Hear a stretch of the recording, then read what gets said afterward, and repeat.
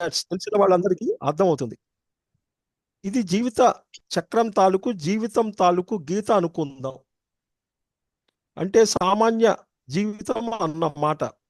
సమాజంలో చూస్తుంటాం కదా, ప్రజల జీవితంలో ఆ జీవితంలో ఈ లైన్లో ఉంటుంది. ఈ లైన్కి పైన ఉన్నదంతా ఆనందం అంటే ప్లస్, పాజిటివ్ సైడ్ లైన్ కింద ఉన్నది అంతా నెగిటివ్ సైడ్ అంటే దుఃఖము లేదా అర్థం కాని స్థితి. దానిని మ్యాచ్ వచ్చిన వాళ్ళకి అయితే యాక్సెస్ అండ్ వై యాక్సెస్ అంటూ తెలుసుకుందాం. ఇందులో మన జీవితం తాలూకు గ్రాఫ్ ఒకసారి గమనిద్దాం. ఇక్కడ మొట్టమొదటిది ఒక జోకర్ స్థితిలో జీవితం స్టార్ట్ అవుతుంది. అందరికి ఒక జోకర్ స్థితిలో స్టార్ట్ అవుతుంది. ఒక సామాన్య మామూలు స్థితిలో ప్రతి ఒక్కరు దీనినే మనం చాలుకుడు అంటాం. చాలుకుడు అంటే కామన్ కామన్ మ్యాన్ తిరిగే ఒక వ్యక్తి అని అర్థం. సో ఈ కామన్ మ్యాన్గా తిరిగే వ్యక్తికి ఒక జోకర్ లాగా బతుకుతాడు. ఎందుకంటే వాడు ఎందుకు పుట్టాడో వాడికి తెలియదు, ఇక్కడ ఎందుకు ఉన్నాడో తెలియదు, చనిపోయిన తర్వాత ఎక్కడికి వెళ్తాడో తెలియదు. ఏ స్థితి అర్థం కాకుండా వాడికి తోచింది వాడు చేస్తూ ఉంటాడు అంతే. ఈ హ్యాజ్ కామన్ మ్యాన్. ఇందులో కొంతమందికి ఏమవుతుందంటే కొన్ని జన్మలు తీసుకున్న తర్వాత ఎప్పుడూ చనిపోవటం, బతకటం, ఉండటం ఇంతేనా, నేనేమైనా గొప్ప వ్యక్తిని కావాలి అని కొంతమందికి ఉంటుంది. అందరితోనూ మామూలుగా కాకుండా స్పెషల్గా గొప్పగా ఉండాలి అని అనుకుంటుంటారు చాలామంది. నేను స్పెషల్గా గొప్పగా ఉండాలి అని అనుకుంటుంటారు. లేదా మనము మన పిల్లలకి అలాగే చెబుతాం. మన పిల్లలు కూడా మీరు చాలా గొప్పవాళ్ళుగా ఉండాలని చెప్తాం. వాళ్ళకు ఉంటుంది. సో ఎవరైతే ఒక గొప్ప వ్యక్తి కావాలనుకుంటారో వాళ్ళు వన్ ఆఫ్ కాన్షియస్ అంటే ఒక స్థాయి చైతన్యానికి వాళ్ళు ఎదుగుతారు. ఇక్కడ ఏమీ ఉంటుంది, నేను ఒక మంచి డాక్టర్ కావాలి. ఏముంటుంది, నేను ఒక మంచి డాక్టర్ కావాలి, నేను ఒక మంచి ఇంజనీరింగ్ కావాలి, ఒక పెద్ద లాయర్ కావాలి, లేదా వీధి గూండా అయ్యి ఏరియా అంతా నా కంట్రోల్లో ఉండాలని పొజిషన్, ఒక ఐఏఎస్ ఆఫీసర్, ఒక నియోజకవర్గం సంఘ అధ్యక్షురాలు, అలా ఏదో ఒకలా నేను నిరూపించుకోవటానికి ఒక మంచి పొజిషన్లోకి వెళ్ళాలి అని చిన్నప్పటి నుంచి ఉంటుంది. ఇది సహజం. ఇది సమాజంలో ఈ రకంగా ఉండాలి, ఈ రకంగా నేను వెళ్ళాలి అని ఉంటుంది. దాన్ని వన్స్ ఆఫ్ కాన్షియస్ అంటే సామాన్య ప్రజల్లో కలిసిపోకుండా ఒక ఉన్నతమైన స్థానంలోకి వెళ్ళటం చాలా మంచిదే. సరే, ఆ గోలు ఉన్నోడు ఏం చేయాలి? మిగతా వాళ్ళు ఆడుతూ తిరగటం కాదు. మంచి ఐఏఎస్ఎస్ఆర్ అవ్వాలంటే ఏం చేయాలి? పొద్దున్నే 4 గంటలకి లేవాలి, చదువుకోవాలి, టైం వేస్ట్ చేయకూడదు. ఒక డాక్టర్ అవ్వాలంటే వృత్తిరీత్యా పూర్తిగా ఉండిపోవాలి, కొన్నిటిని త్యాగం చేయాలి. అలాగే ఇప్పుడు చెప్పినటువంటి పొజిషన్ కూడా ఒక గుండా అవ్వాలంటే రిస్క్ తీసుకోవాలి. ఏ క్షణంలోనైనా చనిపోవడానికి వీడు చంపినట్లు వాడిని కూడా ఎవరైనా చంపవచ్చు కదా, సిద్ధంగా ఉంటాడు వాడు కూడా.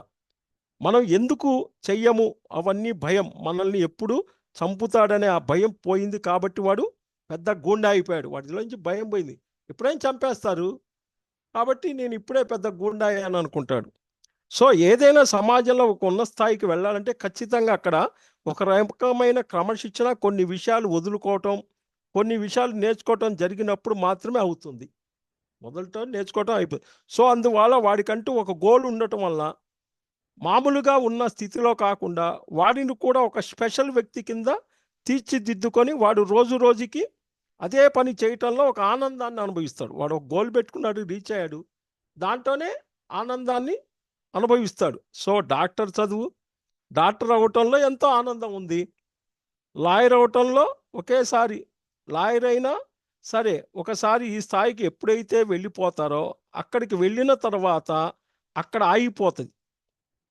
అంటే బెస్ట్ డాక్టర్ అయిపోయాడు, బెస్ట్ లాయర్ అయిపోయాడు, బెస్ట్ పొజిషన్ అయిపోయింది. వాడు అక్కడికి వెళ్ళాక ఎప్పుడైనా ప్రాపంచిక విషయాలు ఒక స్థాయికి ఎదిగి పొజిషన్ చేరాడో లోపల ఇంకా ఏదో ఒక చిన్న వెళ్తుంటుంది వీళ్ళకి. ఇంత స్థాయికి వెళ్ళిన తర్వాత కూడా వీళ్ళకి ఒక చిన్న వెళ్తుంటుంది. ఎందుకంటే వీడు పెట్టుకున్న గోలు దేనికి సంబంధించింది? దేనికి సంబంధించింది? ప్రాపంచిక జీవితానికి సంబంధించి వాడు పెట్టుకుంది. వాడు పెట్టుకున్న గోలు ప్రాపంచిక జీవితానికి సంబంధించింది.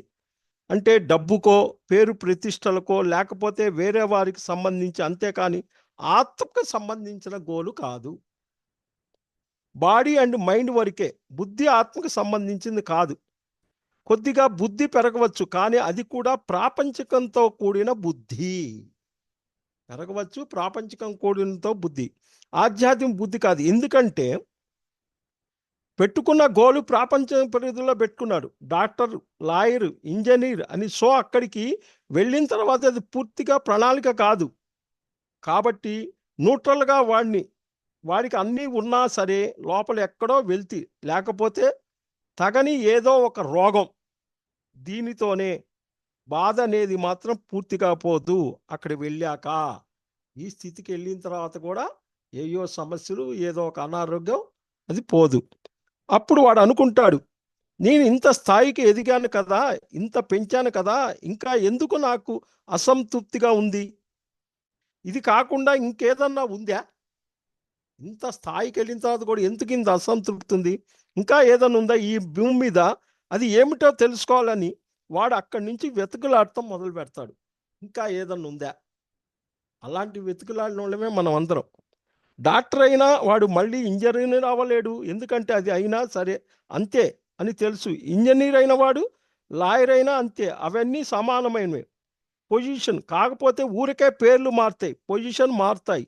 సో ఇక్కడ ఉన్న జీవన విధానం కాకుండా ఇంకా ఏదో ఉంది అని తెలిసి వాడికి తొలిచి కొద్ది రోజులకి స్టాటిక్ పాయింట్ రీచ్ అయిపోతాడు.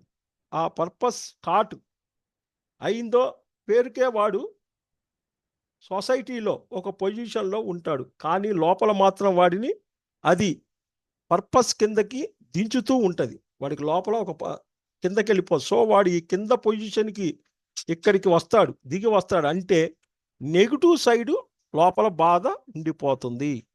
వాడి కిందకు వచ్చేసి ఏమైంది, నెగిటివ్ ఆలోచనలు వచ్చి ఆ స్థాయికి వాడు ఇదైతూ ఉంటాడు. ఆ బాధ అనేది జబ్బు రూపంలో ఉండవచ్చు. ఏమొస్తుంది? ఎప్పుడైతే అది ఉందనుకో జబ్బు రూపంలో ఉండవచ్చు. ఫైనాన్షియల్ ఇబ్బంది ఉండవచ్చు. అన్నీ ఉంటాయి. అది ఏమీ లేకపోయినా చిన్నది వెలితి చాలు కదా. మరి ఇవాళ సమాజంలో చూడు, పెద్ద పెద్ద పొజిషన్లో ఉన్నవాళ్ళు ఉరేసుకొని చచ్చిపోతున్నారు. కోటీశ్వర్లు, పెద్ద పెద్ద బ్యాంకీ సిఇఓలు, పెద్ద పెద్ద వాళ్ళు ఎందుకు చచ్చిపోతున్నారు అసలు వాళ్ళకే తెలియదు. మరి కింద స్థాయి వాళ్ళకి ఏం తెలుస్తుంది? అంత నడుస్తుంది ఇలా సొసైటీలో. అలా బతకాలి. ఎక్కడ నాకు పూర్తి ఆనందం కలుగుతుంది అనే ఆలోచన కంటిన్యూషన్గా ఉండటం వల్ల వాడికి క్రమేపీ ఈ జీవన విధానానికి సంబంధించి ఇంతకు ముందు అంతా భౌతిక జీవితం నేర్చుకున్నాడు. ఇప్పుడు ఆధ్యాత్మిక జీవితం సంబంధించిన మొట్టమొదటిసారి వాడికి విషయాలన్నీ తెలుస్తాయి. ఇంకా అక్కడి నుంచి వాడు పట్టుకుంటాడు. ఓ నువ్వంటే ఫలానా ఆత్మవా, నువ్వంటే ఇక్కడి నుంచి ఇక్కడికి వచ్చావా, ఇక్కడి నుంచి నువ్వు మళ్ళీ ఫలానా జీవితానికి వెళ్ళాలా, ఇక్కడ ఉన్నప్పుడు నీ పర్పస్ ఇది అనే బేసిక్ పద్ధతులకు సంబంధించిన సాధనా పద్ధతులు అటువంటి వ్యక్తులు అటువంటి విషయాలు వాడికి బోధపడతాయి. అది బోధపడటం కాదు, వాడు క్వాలిటీ కాన్షియస్లో కొద్ది రోజులు ఉండాలి. అంటే పట్టుకున్న ప్రతి దాన్ని ఇది ఎందుకు ఉంది ఉండాలంటే ప్రతి దాన్ని ఎందుకు ఉంది, ఇలా తీసుకొని వెళ్ళి ఎక్కడికి వెళ్తుంది అని ప్రశ్నిస్తూ ఉంటాడు అనమాట వాడు. అలా ప్రశ్నించినప్పుడు ఇంతకు ముందు చేశాడు, సమాజం అంతా చూసి ఒక డాక్టర్ బెటర్ కదా, నేను డాక్టర్ అయిపోతే అని అయిపోయాడు. డాక్టర్ నువ్వు అలా కాదు, ఎవడైనా దీనివల్ల అనారోగ్యం వస్తుందంటే నిజంగా వస్తుందా, ఎందుకు వస్తుంది, ఏ విధంగా వస్తుంది, ఎలా చెయ్యాలి, ఏం చేయాలని 80 ప్రశ్నలు వెయ్యాలి. That is the called quality conscious. ఇప్పుడు మనం ఒక కూర వండుతున్నాము అనుకోండి, ఎప్పుడు అలాగే వండటము, ఆ కూరని అటు మార్చి ఇటు మార్చి దాన్ని ఎన్నో రకాలుగా వండటానికి క్వాలిటీగా మారుస్తాం, లేదా అప్పుడు రుచి మారిపోద్ది. సో అలాగే జీవితంలో జీవిస్తున్నటువంటి వాడు చేసే పనులు, చేసే ఉద్యోగాలు, వ్యాపారాలన్నింటినీ వాడు చెక్ చేయటం మొదలు పెడతాడు. సంసారం ఎందుకుంది, ఉద్యోగం ఎందుకుంది, వ్యాపారం ఎందుకుంది, ప్రజలు ఎందుకున్నారు, నేనెందుకున్నానని ప్రతి దాన్ని క్వశ్చన్ చేస్తూ బతకటం అనేది దీన్ని కాల్డ్ క్వాలిటీ ఆఫ్ సెన్సియారిటీ కాన్షియస్. ఇందులో ఎప్పుడైతే కొన్ని రోజులు ఉంటాడో వాడికి వెంటనే జీవితం గురించి కొన్ని విషయాలు బోధపడతాయి. ఒకసారి బోధపడిన తర్వాత అక్కడి నుంచి వాడు కాన్షియస్లోకి వస్తాడు. అంటే ఇది క్వాలిటీకి సంబంధించింది. క్వాలిటీ అంటే పరిణామానికి సంబంధించి. మీకు తొందరగా అర్థం అవ్వటానికి ఇప్పుడు ఒక కూర వండాము, అది రుచిగా వండాము. చివరగా వండిన తర్వాత కనిపించి కనిపించకుండా ఒక చెంచా కనుక పళ్ళెంలో వాడికి పెడితే ఉపయోగపడుద్దా? అది కూర అన్నానికి దానికి ఒక క్వాలిటీ ఇవ్వాలి. క్వాలిటీ అవ్వాలి. 10 ముద్దల్లో సరిపోవటానికి నువ్వు చెంచా తీసేస్తే లేదా నువ్వు వేస్తే ఎంత రుచిగా వండినా వాడికి దాని మూలంగా ఆ కూరకి ఆనందం అనుభవించవలేడు కదా. ఇంత అన్నానికి నువ్వు ఒక చెంచా పెడితే సరిపోద్దా? వాడు అనుభవించవలేడు కదా. రుచికి అది ఎంత చెప్తాడంతే, కానీ దాని ఆనందాన్ని మాత్రం వాడు నీకు చెప్పలేడు. ఎట్ట చూస్తాడు ఆనందం? ఎందుకంటే వెయ్యలేదు కాబట్టి. అదే విధంగా మీ జీవితంలో అంతే.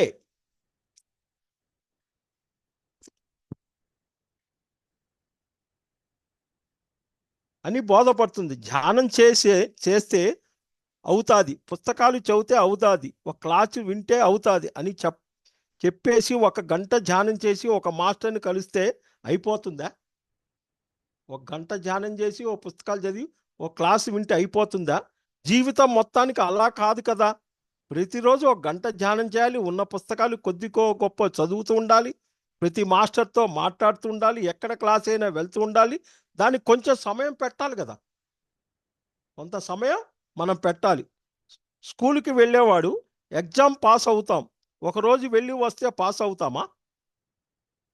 360 రోజులు సెలవులు అన్నీ పోను వారానికి 5 రోజులు వెళ్ళాలి, అప్పుడు వాడు ఎగ్జామ్లో మంచి పాస్ అవుతాడు. అలాగే ఈ సృష్టిలో ఏ ఒక్క వస్తువు సరైన క్వాలిటీ క్వాంటిటీ 2 ఉంటాయి. సృష్టిలో క్వాంటిటీ క్వాలిటీ 2 ఉంటాయి. ఉప్పు తీసుకురా అంటాం, ఎంత ఉప్పు తేవాలి? ఉప్పు తీసురా అంటారు మీరు, ఎంత తేవాలి? 1 కేజీనా 2 కేజీలా లేకపోతే ఒక బస్తానా? దానికి ఒక కొలత ఉంది కదా. సో సేమ్ అదే విధంగా సిన్సియస్ ఏమవుతుందంటే ఎంత చెయ్యాలి అన్న దాని మీద మనకు కొలత వస్తుంది. సహజంగా ధ్యానం చేసేవాళ్ళు చాలామంది ఇక్కడే పొరబడతారు.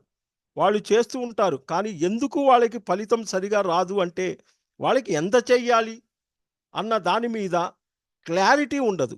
అక్కడ కొద్దిగా సీరియస్నెస్ కలవాల్సి ఉంటుంది. వాళ్ళకి తోచింది, వాళ్ళకి కుదిరింది అని, నాకు ఆ సమయం ఖాళీ ఉంది కాబట్టి చేశాను, ఆ సమయం ఖాళీ ఉంది కాబట్టి నేను చేశాను అనుకుంటారు.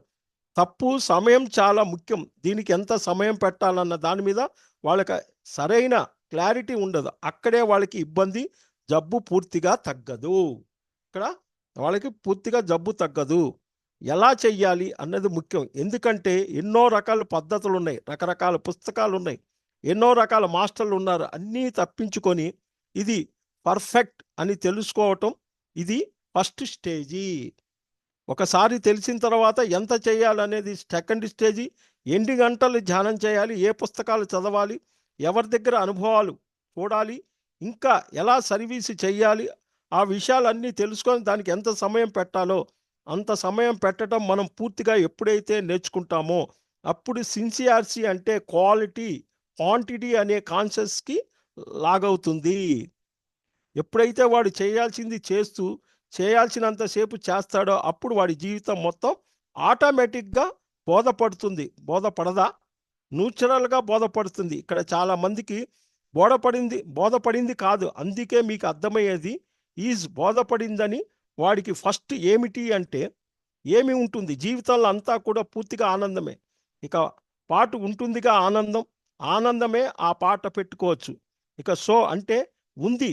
దిస్ ఈజ్ ది కాల్డ్ అంటే మొట్టమొదటిసారిగా వాడి జీవితంలో పూర్తి నవ్వు అనేది వాడు చూస్తాడు. ఫస్ట్ ఎప్పుడైతే ఎన్ని చేస్తాడో జీవితంలో వాడు చూస్తాడు. ఇంకా వాడికి ఎంత హ్యాపీనెస్ అంటే దానికి గుర్తించే కదా. నేను ఇన్ని రోజుల నుంచి వెయిట్ చేశాను, నేను ఒక డాక్టర్ అయినప్పుడు లేదే, ఒక ఇంజనీర్ అయినప్పుడు లేదే, ఎక్కడో ఉన్నప్పుడు లేదే, ఇన్ని రోజులు తిరిగినప్పుడు లేదు, ఇప్పుడు నాకు పూర్తిగా అర్థమైంది.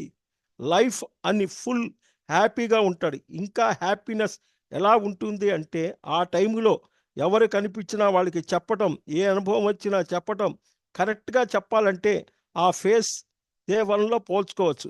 డే వన్ అంటే ఏంటో తెలుసు మీకు. పల్లెటూరులో భగవంతుని పెట్టిన దేవుణ్ణి ఒక ఆవుని వదిలేస్తారు ఫీడ్, అది మీది. ఇంకా అక్కడికి వెళ్ళి ఎటెళ్ళినా ఎవరు అడగరు, ఎందుకంటే అది భగవంతునిది అని ముద్రేసి పంపిస్తారు. ఎక్కడ తిన్నా సరే అది వాళ్ళు విడిచిపెడతారు, దాని మీద అసలు.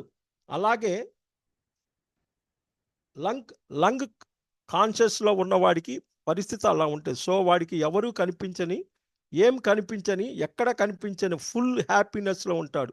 ఇప్పుడు ఒకటి ఉంది, ఒక ఎద్దున ఏదో తీసుకొచ్చి వదిలేస్తారు, ఒక భగవంతుని పెట్టి వదిలేస్తారు, దాన్ని ఎవ్వడ ఆపడు, భయం. అది ఏమి తిన్నా ఏం చేసినా ఆ స్థితిలోకి వీడు వెళ్ళిపోతాడనమాట.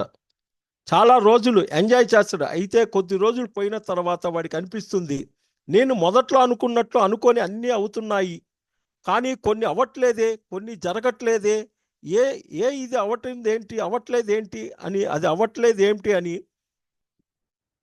వాడికి కొద్ది రోజులు పోయిన తర్వాత తెలుస్తాయి.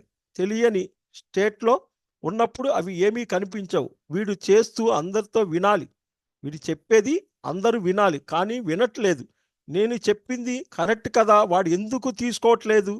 తిరిగి వాళ్ళకి కొన్ని ఎదురు ప్రశ్నలు, కొన్ని ఇబ్బందులు ఎదురేట్టు లేదా బోధపడేటట్టు, కానీ నాకు అంతా బోధపడలేదు, కొద్దిగా బోధపడాల్సి ఉందని ఒక ఆలోచన ఎప్పుడైతే వాడికి వచ్చిందో అప్పుడు అక్కడి నుంచి వాడు సాక్షిభూతం, వెయిట్నెస్ కాన్షియస్లోకి వస్తాడు. ఓ, సాక్షిభూతం అనేది పెద్ద ఆర్గనైజేషన్ ఉంది, ఆధ్యాత్మిక సంస్థ.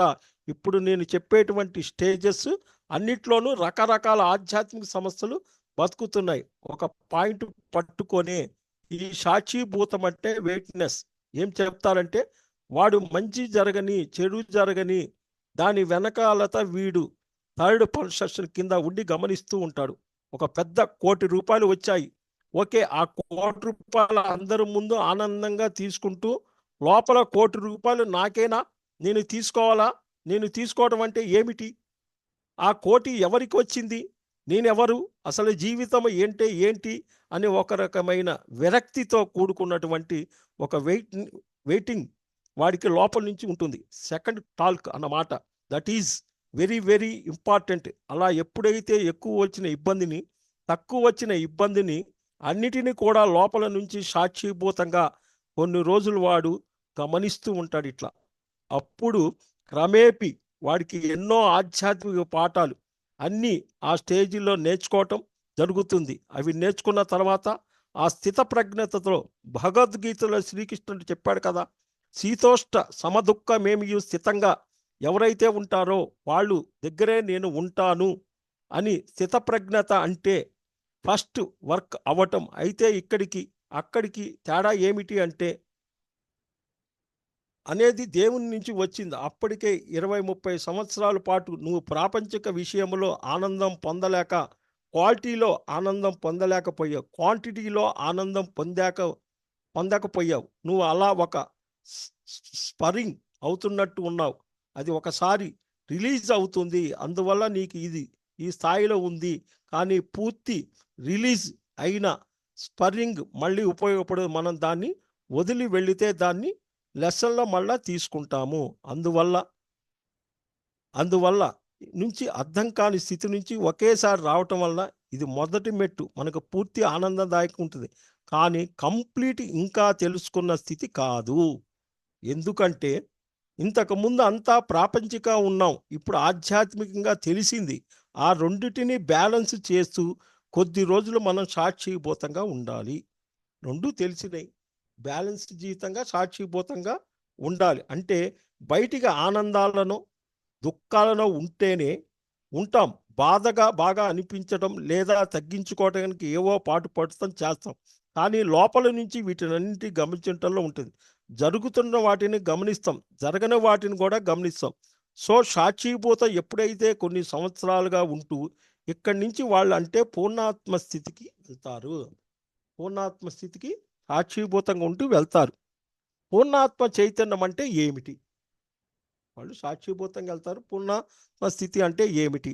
అంటే ఏదైతే మనమందరం కూడా ఒక పూర్ణాత్మ స్థితి శకాల నుండి వెలవడి అంశాత్మలుగా వచ్చి శరీరాన్ని తీసుకొని ఇక్కడ నేర్చుకోవటానికి వచ్చామో, వీళ్ళందరికీ కూడా ఒక తండ్రి బిడ్డకు సంబంధించిన ఎలాగైతే కాన్షియస్ ఉందో, అదేవిధంగా పూర్ణాత్మ నుంచి మనకు అంశాత్మలో కనెక్షన్ ఉంది. ఆ కనెక్షన్ ఇక్కడ తిరిగి రీకంటిన్యూ అవుతుంది మాట. అప్పుడు మన జీవితంలో పక్కాగా మనకి ఇక్కడికి ఎందుకు వచ్చాము, ఏం చేయాలి, ఎక్కడ ఉండాలి, ఎక్కడ ఉండకూడదు, ఎంత మాట్లాడాలి, ఎంత మాట్లాడకూడదని ప్రతి ఒక్క దాని మీద సందేశాలు అందుతూ ఉంటాయి వీడికి. ఆ స్థితికి అంటే కాన్షియస్ చెప్తారు అని కదా, బట్ జీవితంలో ఎలా వెళ్ళాలన్న దానికి మనం చెప్తాం కదా. ఒక పాటలో తాను తలిచింది దైవం తలిచింది ఒకటే అయింది అని అలా ఉంటుంది. ఒకవేళ మనం ఏదైనా అనుకున్నా కొద్ది రోజులు పోయిన తర్వాత అనుభవంలోకి ఇవి రెండు మ్యాచ్ అవుతూ ఉంటాయి. కొద్దిగా ఒకసారి నువ్వు ఇది చెయ్యి, ఇంట్రెక్షన్ వస్తుంది లోపల నుంచి వస్తుంది. ఈ పూర్ణాత్మ అనుసంధానం జరిగింది అనటానికి ఏంటి? ధ్యానానుభవాల్లో సర్వసాధారణంగా కామన్గా వచ్చేది ఎక్స్పీరియన్స్ కూడా ఏమిటంటే, ఎవరైనా కానీ పిరమిడ్ లోపల కూర్చొని ధ్యానం చేస్తున్నట్టు ఎవరైనా చూస్తే అనుభవం గనక దట్ ఈజ్ ఈక్వల్గా పూర్ణాత్మ అనుసంధానము అంటే వాళ్ళకి మెసేజ్ కానీ ట్రూత్ కానీ 100% కరెక్ట్. వాళ్ళు ఎక్కడన్నా పిరమిడ్లో కూర్చొని ధ్యానం చేస్తుంటే అనుభవం వచ్చిన అప్పుడే మీరు పిరమిడ్ లోపల కూర్చొని ధ్యానం, పిరమిడ్ అక్కడెక్కడో పక్కన ఉండటం వేరు. దాంట్లోనే మనం కూర్చొని ధ్యానం చేస్తుంటూ అనుభవం వచ్చింది అంటే పూర్ణాత్మ అనుసంధాన స్థితికి అయినట్టు లెక్క. అక్కడే పక్కన కూర్చున్నా నువ్వు పిరమిడ్లో కూర్చున్నట్టు గనక నీకు గనక అనుభవం వచ్చిందంటే నువ్వు పూర్ణాత్మ స్థితి కనెక్ట్ అయినట్టు లెక్క. రెండోది ఏంటంటే కలిశం ఉంటుంది.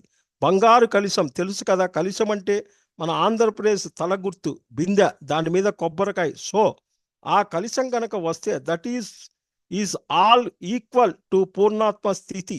వచ్చిన వాళ్ళకి ఈ అనుభవాలు రాకపోయినా కానీ వాళ్ళకి తెలిసిపోతూ ఉంటుంది. ఇప్పుడు కొంతమందికి అనుభవాలు రాకుండా కూడా పూర్ణాత్మ స్థితికి ఉండి ఉంటుంది ఆల్రెడీ.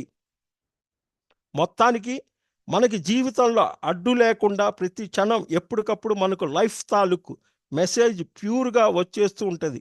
పుస్తకాల్లోనో అనుభవాల్లోనో మాస్టర్ల సందేశాల్లోనో వచ్చి లైఫ్ పీస్ఫుల్గా వెళ్ళిపోతుంటుంది. సో ఆ స్టేట్లో మనం పూర్ణాత్మ అనుసంధానానికి మనం చూడగలుగుతాము. అక్కడ కూడా లైవ్ మీద కంప్లీట్ క్లారిటీ ఉంటుంది. అయితే ఆ స్థితిలో ఉన్న తర్వాత అక్కడి నుంచి తిరిగి లాస్ట్ మళ్ళీ ఈ స్థితికి రావాలి. ఇది మన జోకర్ స్టేట్. అంటే నాకు అన్నీ తెలుసున్నాయి కానీ కదా అని చెప్పి రోజు ఓ కుర్చీ వేసుకొని కూర్చొని ఉదయం నుంచి సాయంత్రం దాకా బట్టలు కుట్టుకొని ఇంట్లో కూర్చుంటాను, ఒక అమ్మవారిలాగా వచ్చిన వాళ్ళందరికీ చెప్తానని కాదు. ఆ స్టేట్ కాదు మనకు కావాల్సింది. మిషన్ కుట్టుకునేవాడు మిషన్ కుట్టుకోవాలి, డాక్టర్ పనిచేసేవాడు పని చేయాలి, స్వీపర్ పనిచేసేవాడు స్వీపర్ చేయాలి, గురువు పని చేయాలి, విద్యార్థి పని చేయాలి. నువ్వు ఏ స్థితిలో ఉన్నా సమాజంలో మళ్ళా నువ్వు కలిసిపోయి నలుగురితోనే ఉంటూ నలుగురిలో నారాయణలాగా ప్రూవ్ చేసుకోవాలి. అందువల్ల నీకు పూర్ణాత్మతో అనుసంధానం అయింది కదా, నాకు మాస్టర్స్ వచ్చి మెసేజ్ చెప్తున్నారు, నాకు అంతా బోధపడిందని చెప్పేసి అందరితో కూర్చోబెట్టి ఒక చేరి వేసుకొని పొద్దున్నుంచి సాయంత్రం దాకా పళ్ళు కాయలు పెట్టమంటే అది కాదు. అక్కడ అందుకోసం మనం రాలేదు. మన మధ్య మార్గంలో సమాజంలో జీవనముక్తి పొందటానికి వచ్చాం. సో అందుకని ఆ జ్ఞానం అంతా కూడా అందులోపలే పెట్టుకొని తిరిగి ఒక కామన్ మ్యాన్ లాగా అందులో కలిసిపోవాలి. దో జోకర్ స్టేజ్, దీనినే శ్రీకృష్ణుడి స్థితి అంటారు. అన్నీ తెలిసినా నువ్వు మళ్ళా కామన్ మ్యాన్గానే రావాలి. దీన్నే శ్రీకృష్ణుడి స్థితి అంటారు. మహాభారతంలో శ్రీకృష్ణుడు అందరితో పాటు కామన్గానే అన్ని చిలిపి పనులు చేస్తూ ఉన్నాడు. కానీ గోవర్ధన పర్వతం ఎత్తాలనుకున్నప్పుడు ఎత్తి చూపించాడుగా, కాళింగుడి చంపి చూపించాడుగా, యుద్ధం మొత్తం ఆయనే అసలు ఆయుధం కూడా పట్టుకోకుండా చూపించాడుగా. చూడటానికి సామాన్య మానవుడు యాంగిల్లో కానీ రియల్గా చూస్తే ఆయన చేసినవన్నీ కూడా అద్భుతాలే. అంటే మన ఇంట్లోనే, ఒంట్లోని, పనుల్లోని, వ్యాపారంలోని ఉంటేనే ఉంటూనే మనలో ఉన్నటువంటి భగవంతుడి తాలూకు తత్వాన్ని మన నిత్య జీవితంలో మనం అనుభవిస్తూ అప్పుడప్పుడు బయటకి ఒక శాంపిల్గా అటు ఇటు చూపిస్తూ ఉంటారు. ఇది జోకర్ స్టేట్. అట్లా ఉంటూ కూడా శాంపిల్గా చూపిస్తూ ఉంటారు. సో ఎవరైతే కామన్ మ్యాన్ మొట్టమొదటిగా జోకర్ వీడు అక్కడే ఉంటాడు, అదే బస్సులో వీడు కూర్చొని ఉంటాడు, వాడు కూర్చొని ఉంటాడు, ఇద్దరు ఉంటారు. కానీ వీడి తాలూకు చూపు సమాజం మీద వేరే, వీడి తాలూకు చూపు వీడు ఆనంద స్థితిలో ఉంటాడు, వాడు సమాజం మీద ఉంటాడు, వీడు ఆనంద స్థితిలో ఉంటాడు. Same train, same bus, same car, same జీవితం, సేమ్ సంసారం. కానీ జోకర్కి ఎంత తేడా ఉంది అంటే నక్కకి నాగలోకానికి ఉన్నంత తేడా ఉంది.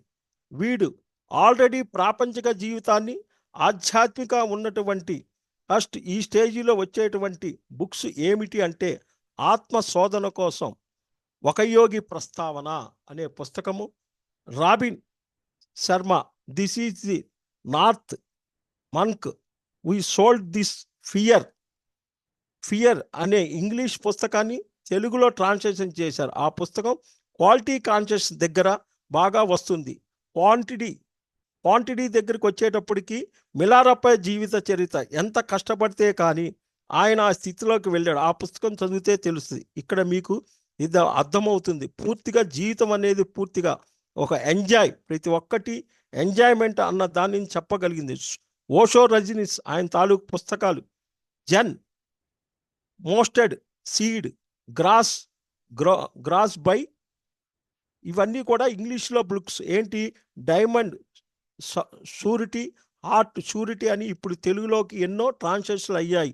సో 10 నుంచి 15 పుస్తకాలు చదివితే ఈ జీవితం అనేది సెలబ్రేషన్, ఒక బందీ కాదు, ఇక్కడ ఆనందం కోసం వచ్చాం అని, అది కూడా ధ్యానం ద్వారా చేసుకోవాలన్న విషయాన్ని అద్భుతంగా ఆయన చెప్పడం జరిగింది. తర్వాత సాక్షిభూతం సంబంధించినవి ఏం చేయాలి, రమణ మహర్షి తాలూకు పుస్తకాలు క్లియర్గా ఎన్నో పాయింట్స్ ఉన్నాయి, అక్కడ అవి వస్తాయి. అలాగే పూర్ణాత్మ సందేశాన్ని తీసుకున్నప్పుడు లోక్ సంగ్రాంప, సేతు, ఇట్లా వెస్టర్న్ అదర్స్ తాలూకు బుక్స్, రీచర్డ్ బాక్ వాళ్ళు బుక్స్ చదివితే అప్పుడు మనకు క్లియర్ కట్గా మ్యాచ్ పేస్ మొత్తం అర్థం అవుతుంది, ఈ మొత్తం అంతా తెలుస్తుంది.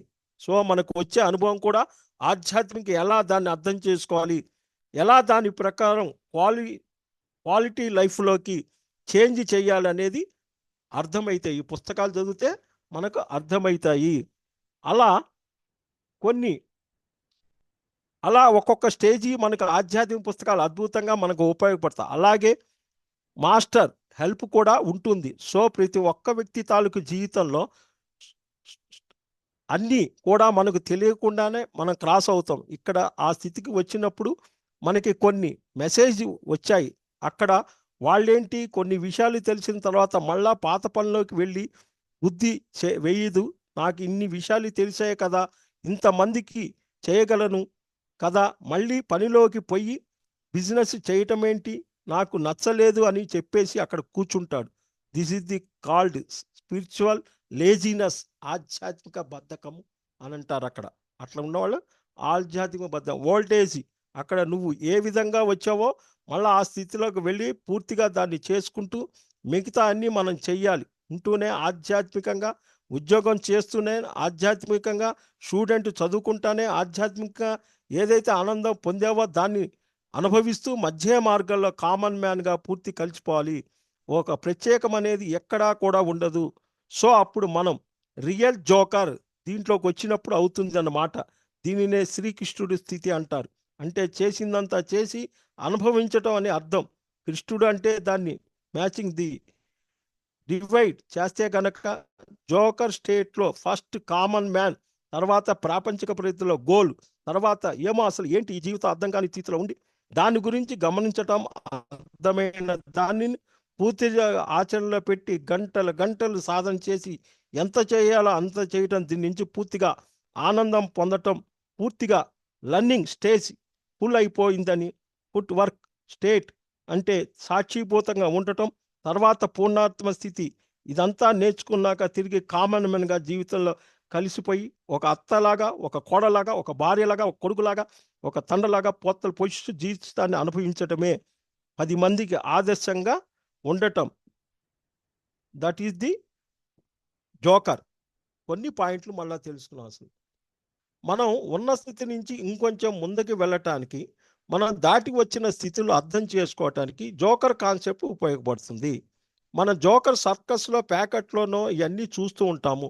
సమాజంలో సగటు మానవుడు ఒక గీతకు పైకి ఒక గీత మీదకి చూస్తూ ఉంటాడు. దీనిలో మనం జీవితాలను కాపు చూస్తే మొట్టమొదటి జోకర్ స్థితిలో మొదలవుతుంది. దీనినే మనం ఇందాక చెప్పుకున్న చాలుకుడి నుంచి సామాన్య మానవుడిగా అర్థం చేసుకుంటాం. అనగా సామాన్య మానవుడికి ఎందుకు పుట్టాడో తెలియదు, ఏ స్థితికి అర్థం కాలేదో, ఇలా కొంతమంది జన్మలు తీసుకుంటారు, ఎప్పుడు పుట్టడం, ఇదంతా నేమైనా గొప్ప వ్యక్తి కాగలనా, అందులో మామూలుగా స్పెషల్గా ఉండాలని అనుకుంటాం. అంటే కొన్ని ముఖ్యమైన పాయింట్లు మళ్ళా ఎందుకు పుట్టాడో తెలియదని, చనిపోయాక ఎక్కడికి వెళ్తాడో తెలియని, ఏ స్థితిలో అర్థం కాకుండా తోచింది చేస్తూయో కామన్ మ్యాన్గా ఎప్పుడైతే నేను గొప్ప వ్యక్తి కావాలి, అందరిలో ఒకటి స్పెషల్గా ఉండాలి, అప్పుడు చేస్తాడు. చైతన్యం ఎదుగుతాడు. మన పిల్లల కోసం అదే చదువుతాంగా. అందువల్ల చిన్నప్పటి నుంచి ఒక డాక్టరు, లాయర్లు ఇవన్నీ చదువుతాం. అలా అనుకొని సామాన్య ప్రజల్లో కలిసిపోకుండా ఒక ఉన్నత స్థాయిలో వెళ్ళటం జరుగుతుంది. సమయము చదువుకి కేటాయించి ఎన్నో కొన్నిటి త్యాగం చేసి ఒకసారి రిస్క్ తీసుకొని అవసరమైతే చనిపోవటానికి కూడా సిద్ధపడాలి. కనుక సమాజంలో ఉన్నత స్థాయికి వెళ్ళాలంటే ఖచ్చితంగా అక్కడ క్రమశిక్షణ, కొన్ని వదులుకోవటం, కొన్ని నేర్చుకోవటం జరిగినప్పుడు మాత్రం అవుతాయి. వారికి ఒక కొంటూ గోల్ ఉండటం వల్ల మామూలు ఉన్న స్థితిలో కాకుండా వాళ్ళని రోజు రోజుకి స్పెషల్ వ్యక్తిగా మనం చేసుకుంటాం. అంటే ఇక్కడ మనకు ఈ ఈ ఒక జోకర్ స్టేజీ అంటే ఒక గోల్స్ అన్నీ పెట్టుకున్న తర్వాత ఆ గోల్స్ ప్రాపంచికంగా రీచ్ అవుతున్నాయి, కానీ వాడు అంత చేసినా కూడా లోపల వెళ్తుండి ఎన్నో అనారోగ్యాలుగా తెచ్చుకుంటూ వాడు తర్వాత స్థితిలో ఎట్లా వెళ్తాడో అన్నీ చేసిన తర్వాత వాడికి అంతా కూడా పూర్ణాత్మ స్థితి అన్నీ కూడా తెలిసిన తర్వాత అక్కడే కనుక కూర్చొని కనుక నువ్వు ఉంటే లేజినెస్, ఆధ్యాత్మిక బద్ధకంలో పోయి నువ్వు గందరగోళం అవుతావు. అట్లా కాదు, మళ్ళా కామన్ మ్యాన్గా నువ్వు వచ్చి మధ్య మార్గంలో నువ్వు జీవిస్తూ అన్నీ చేసుకుంటూ అవసరమైన కాడ చెప్పుకుంటూ అనుభవాలు ఇంటూ చెయ్యాలి అనేది ఇది joker concept. Masters, thank you, thank you, thank you. ఈరోజు ఇది చెప్పాలనుకున్నాను. మా దాంట్లో ఇది ముఖ్యంగా ఉంటుంది, ఈ joker concept. Thank you, thank you, thank you.